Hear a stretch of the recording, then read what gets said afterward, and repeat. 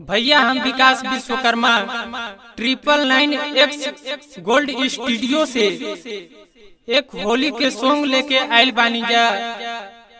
हमरा आशा न पूर्ण विश्वास बा कि रउआ लोग हमरा पर प्यार दुलार आशीर्वाद बनौले रहो।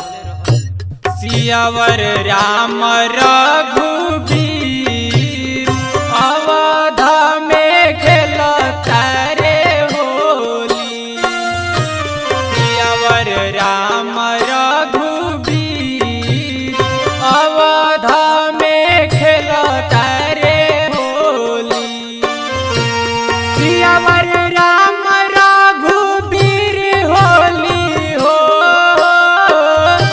सियावर राम रघुबीर सियावर राम रघुबीर अवध में खेलता रे होली।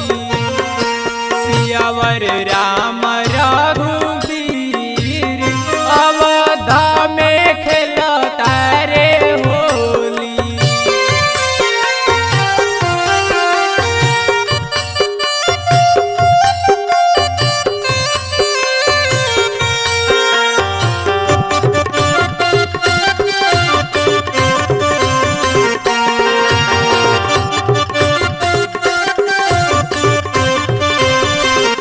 सियावर राम रघुबीर अवध में खेलता रे होली।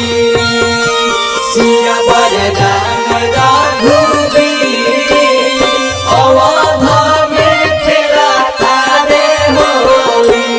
पूरब पश्चिमवा से उत्तर दक्षिणवा चारों ओर रंग बरसे फागुन के महीनावा। फागुन के महीनावा हो फागुन के महीनावा। फागुन के महीना होली हो।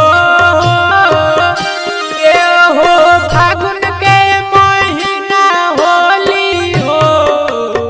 अवध में खेलता रे होली। सियावर राम रघुबीर अवध में खेलता रे होली। सियावर राम रघुबीर अवध में खेलता रे होली। सियावर राम रघुबीर अवध में खेलता रे होली।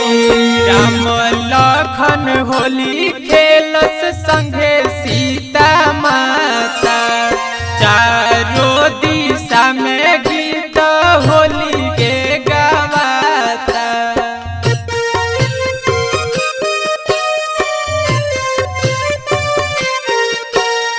गावे विकास होली हो। ए हो फागुन के महीना होली हो। अवध में खेलता रे होली। सियावर राम रघुबीर अवध में खेलता रे होली। सियावर